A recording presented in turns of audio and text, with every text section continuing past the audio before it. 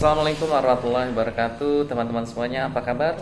Mudah-mudahan kita semuanya dalam lindungan Allah Subhanahu wa taala, sehat walafiat. Amin ya rabbal alamin. Teman-teman semuanya, kali ini kita akan kembali lanjutkan pembahasan kita terkait dengan 4 kunci sukses ya. Ingat, 4 kunci sukses dalam mengelola keuangan bisnis kita ya. Kita sudah tahu 4 itu apa saja: mindset ya, terusnya neraca keuangan, laporan laba rugi keuangan, dan juga cash flow keuangan ya. Kemarin kita juga sudah bahas yang pertama, yaitu mindset keuangan kita ya. Lalu yang kedua kita akan bahas sekarang terkait dengan neraca keuangan kita. Teman-teman semuanya, maksudnya apa ya? Maksudnya sederhana ya. Teman-teman, ketika kita semuanya berusaha ataupun mau baru membuka sebuah usaha, uangnya itu dari mana? Ya. Jangan sampai akhirnya kalau kita tanya ya, teman-teman usaha uangnya itu dari mana, itu bingung ya. Oh, saya tuh dari mana? Oh, dari mana ya waktu itu ya? Oh, dari siapa ya? Oh, minjem atau dari uang sendiri atau dari kantong sendiri atau dari mana? Nah, ini bahaya teman-teman ya. Kenapa? Karena ketika kita tidak tahu asal muasal sumber dana usaha kita, maka boleh dipastikan ya, bisa dipastikan bahwa kita tidak akan bertanggung jawab dengan usaha kita. Kita tidak serius dengan bisnis kita. Kenapa? Kita tidak tahu dari mana uangnya. Kita nggak akan tanggung jawab. Kita nggak akan sungguh-sungguh melakukan usaha kita ya. Ketika akhirnya usaha kita mengalami penurunan, kita nggak akan sungguh-sungguh karena kita tidak tahu uang itu dari mana. Kita tidak tahu bagaimana kewajiban kita, dan kita tidak tahu keinginan kita seperti apa ya. Jadi sangat penting mengetahui dari mana asal uang modal usaha kita, bisnis kita ya. Kenapa? Karena kalau misalnya kita tahu, maka kita akan mempunyai tanggung jawab yang lebih besar ya. Kita tahu berapa modal yang memang kita keluarkan untuk mengawali usaha ini, sehingga kita tahu berapa lama yang harus kita lakukan bisnis ini supaya akhirnya modal kita kembali, bahkan akhirnya modal kita berkembang, bahkan bisnis kita menjadi bertambah maju. Oke? Paham ya? Jadi jangan sampai sekali lagi kita tidak tahu dari mana uang kita, dari mana sumber asal modal kita untuk memulai usaha. Ya. Kenapa? Penting, ini penting teman-teman ya. Kenapa? Karena itu akan menjadi catatan kita bahwa kita nggak permasalahkan uang ataupun modal itu berasal dari mana. Karena banyak sebenarnya dalam ilmu dalam bisnis itu sumber modal yang didapatkan, bisa dari uang sendiri, bisa dari investor, bisa dari pinjaman, bisa dari hutang, bisa dari investasi ya, atau dari yang lain-lainnya lagi gitu loh. Banyak, itu nggak ada masalah, tapi yang harus dilakukan adalah catat ya, sehingga kita akan tahu ya, apakah modal kita, apakah usaha kita itu dilakukan melalui modal kita, atau dengan hutang, atau dengan yang lainnya ya. Nah, setelah kita tahu, maka kita juga harus catat modal ataupun uang yang pertama kali itu ya, yang kita dapatkan itu, yang kita keluarkan itu untuk apa saja ya. Jangan sampai akhirnya ya kita itu tidak catat, sehingga kita tidak tahu sebenarnya berapa modal yang kita keluarkan untuk memulai usaha itu. Ini jadi masalah sekali lagi ya. Sekali lagi, ini menjadi masalah yang akan kita hadapi ya. Karena apa? Karena kita jadi tidak tahu bagaimana kondisi usaha kita, kondisi bisnis kita. Ya, bayangkan teman-teman ya, kita tidak tahu berapa yang sudah kita keluarkan untuk memulai bisnis kita, sehingga akhirnya kita juga tidak tahu apakah nantinya setelah berjalan bisnis kita ini bisa mengembalikan modal kita, atau bahkan mengembangkan modal kita, atau menambah aset kita, atau larinya nanti kemana ya. Karena teman-teman, yang namanya neraca keuangan itu ya, dalam bisnis itu harus balance ya. Jadi pernah dengar timbangan ya, timbangan itu harus sama ya kan? Yang namanya timbangan harus sama. Kalau nggak sama bukan timbangan, namanya timpang. Nah, timbangan itu harus sama. Artinya sumber dana kita ya itu harus sama dengan penggunaannya untuk apa.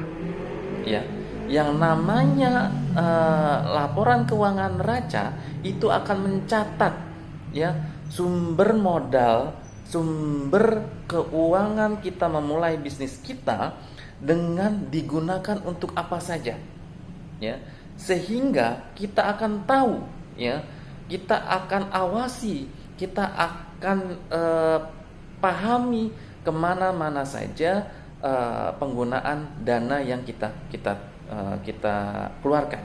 Jangan sampai akhirnya gini teman-teman, ya, kita itu tidak sadar ya mengeluarkan uang ya untuk memulai usaha, tapi itu kita tidak catat sehingga modal yang kita keluarkan itu pencatatannya lebih kecil daripada real yang kita keluarkan.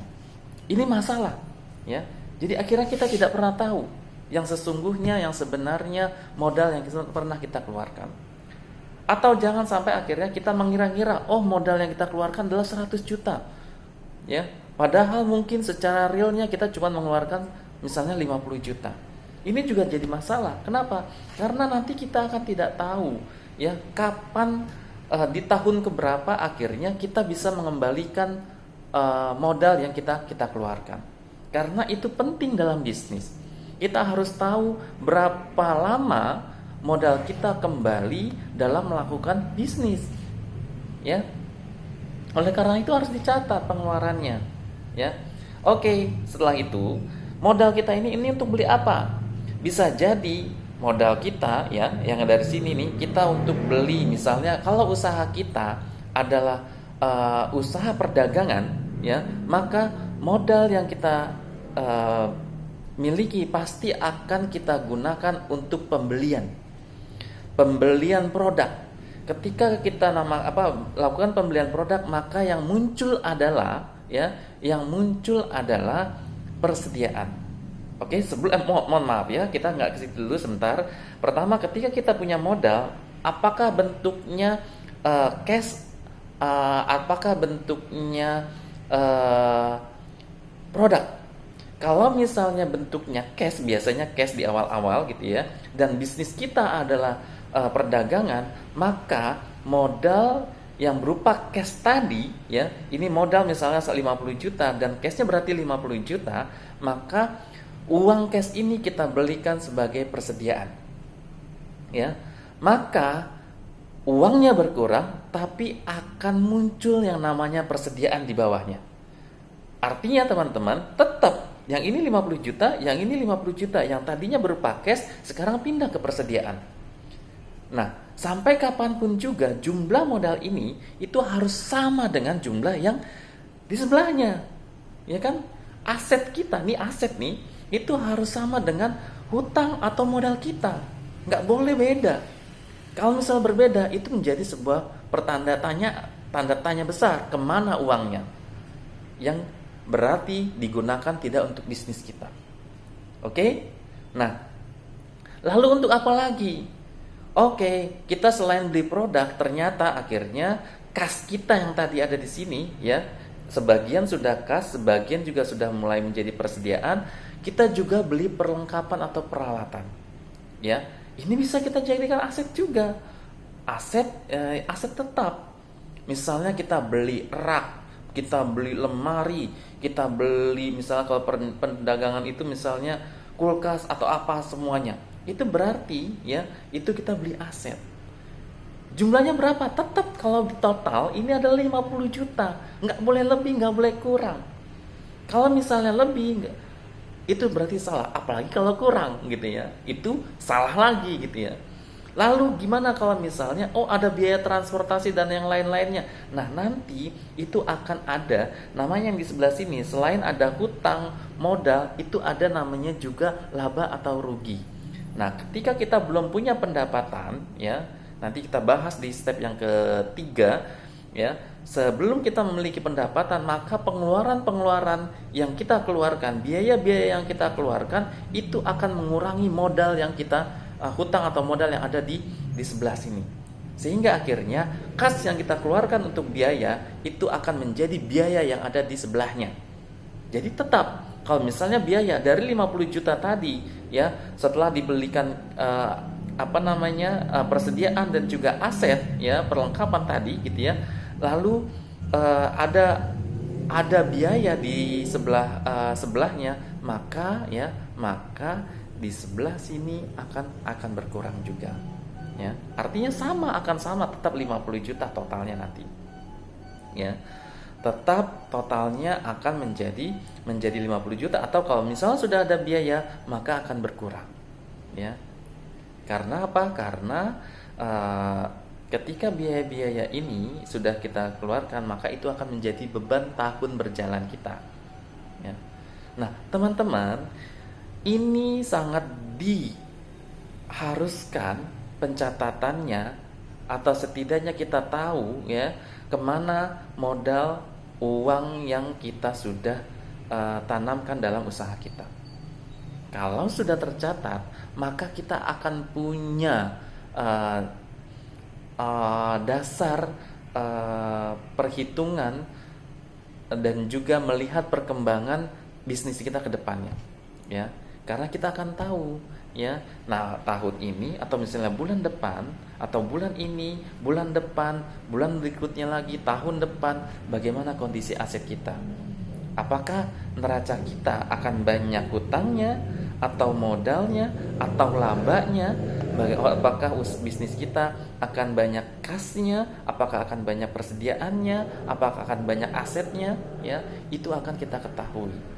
Dan ini akan dinilai oleh semua lembaga yang terkait dengan bisnis kita, rekanan bisnis kita, ya, investor yang mungkin akan bisa mengalirkan uangnya untuk diinvestasikan ke dalam bisnis kita, itu akan dilihatnya dari neraca ini, ya. Kenapa? Karena dalam neraca kita akan mengetahui, ya, apakah bisnis itu memiliki potensial yang tinggi, punya potensi yang tinggi, punya peluang yang tinggi. Dilihat dari perkembangan dari tahun ke tahunnya, bagaimana kondisi neraca sebuah bisnis, ya kan, neraca keuangan sebuah bisnis. Nah, oleh karena itu teman-teman, jangan sampai akhirnya kita tidak memiliki neraca dalam bisnis kita. Ya, kita harus tahu, ya. Jadi, ketika kita sudah tahu, maka langkah selanjutnya akan lebih mudah. Oke, teman-teman, ya, bisa dipahami ya. Kalau misalnya kita mau bahas lebih detail lagi, silakan teman-teman bisa komen, tanyakan apa yang belum kurang jelas, nanti akan coba kita bahas kembali. Itu akan coba kita rinci kembali, gitu ya. Lebih detail kembali. Ini masih secara umum, gitu ya. Oke, itu saja. Terima kasih. Assalamualaikum warahmatullahi wabarakatuh.